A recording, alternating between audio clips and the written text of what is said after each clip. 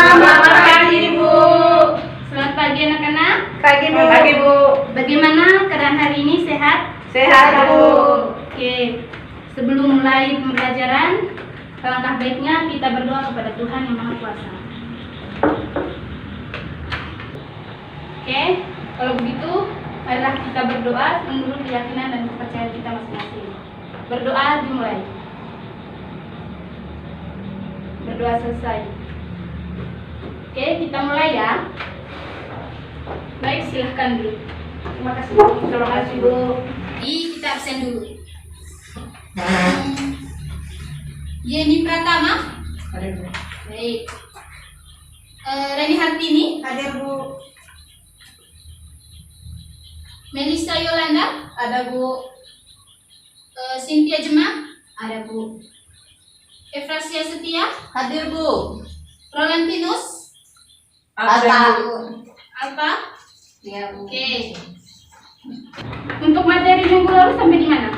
Di teks berita, Bu. Oke, di teks berita ya. Iya, Bu. Baik. Sekarang kita akan mempelajari tentang teks editorial.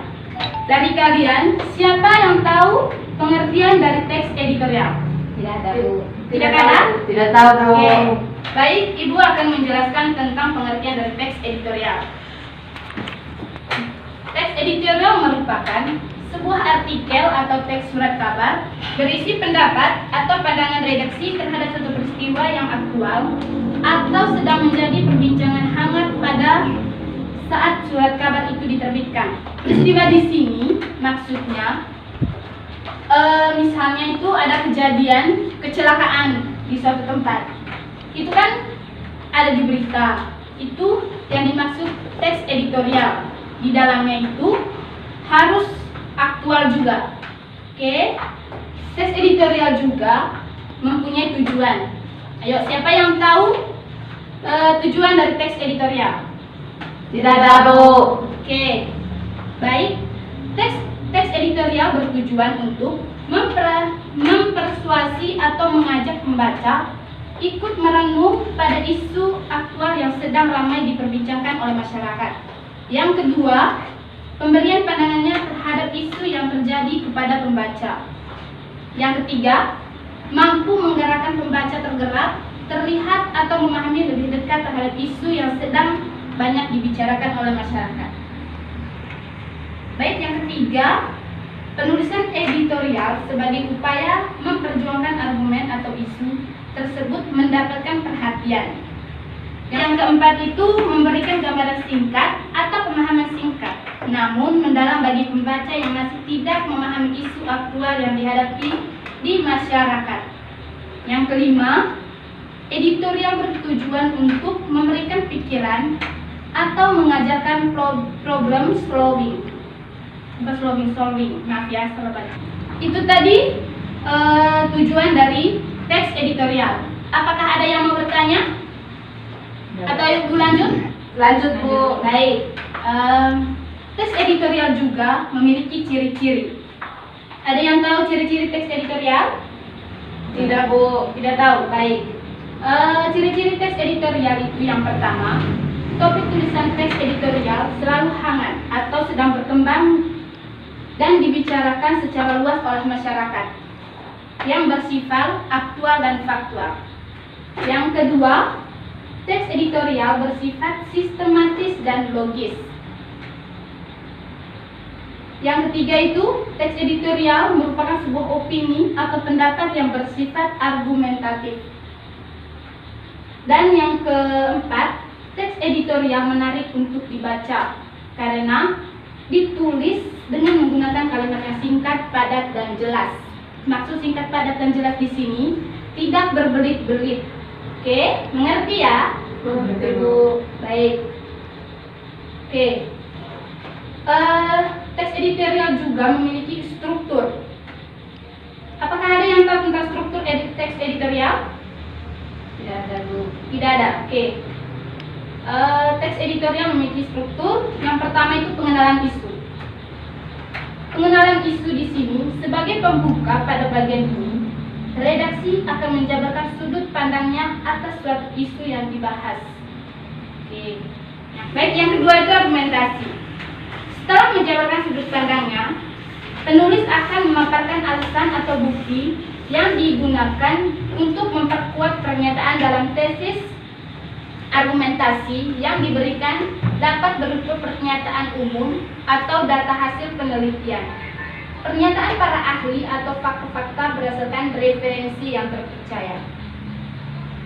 Yang ketiga itu penegasan ulang. Penegasan ulang terdapat di akhir teks editorial. Pada bagian ini, penulis memberi penegasan ulang dengan memberikan pendapat yang didukung oleh fakta dalam bagian argumentasi. Baik, ada yang bertanya? Saya mau bertanya, Bu. Oke, silakan. Terkait teks editorial, Ya. tadi Ibu cuma menjelaskan pengertian dari teks editorial. Oke. Di sini saya mau tahu contoh dari teks editorial itu apa ya, Bu? Ibu akan membaca contoh teks editorial yang judulnya Upaya Peningkatan Mutu Pendidikan. Pendidikan menjadi salah satu kebutuhan manusia untuk memiliki ilmu pengetahuan dan menjadi salah satu tanda dari kemampuan suatu negara. Pendidikan yang berkualitas menjadi sangat penting agar suatu negara dapat sejajar dengan negara maju. Namun, kenyataannya pendidikan di tanah air belum sebanding dengan pendidikan yang ada di negara maju. Setiap lembaga pendidikan perlu mencetak lulusan yang berkualitas.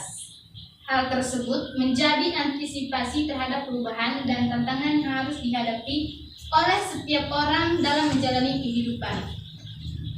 Peningkatan kualitas pendidikan perlu dilakukan dengan upaya yang serius untuk menjawab persoalan yang dihadapi di masa depan. Agar dapat memperoleh pendidikan yang bermutu, maka setiap lembaga pendidikan perlu memberikan dukungan kepada setiap peserta didik.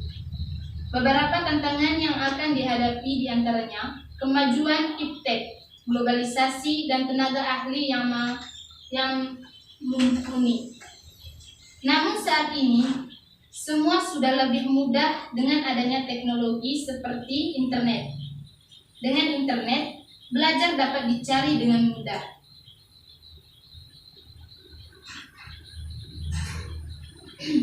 Hal itu juga menjadi guru bukan satu-satunya sumber ilmu.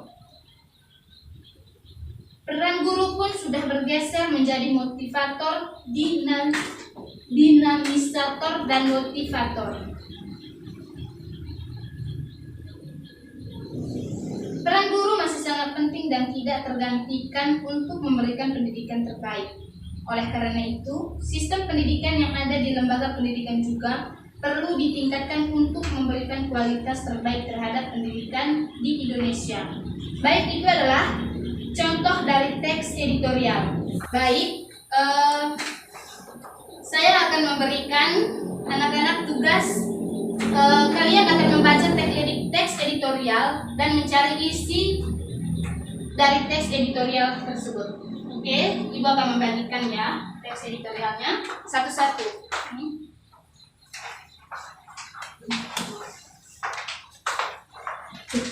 Dibaca baik-baik ya. Ya, Bu.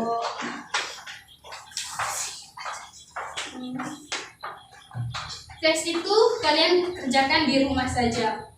Oke, baik anak-anak, sekian materi kita hari ini tentang teks editorial. Baik, kita akhiri. Karena awal tadi kita mulai dengan doa, jadi kita akhiri juga dengan doa. Baik, berdoa dimulai. Ayo berdiri semuanya.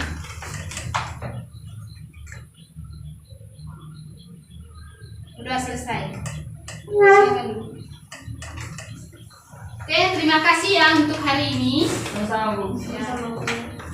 Ayo kita pulang ke bulan. Berdoa dimulai. Yang di belakang berdiri. Sama. Baik, berdoa dimulai. Berdoa selesai. Oke. Baik, sampai ketemu di minggu depan ya. Tugasnya jangan lupa dikerjakan ya. Nanti minggu depan kita bahas lagi. Oke? Selamat pagi semuanya.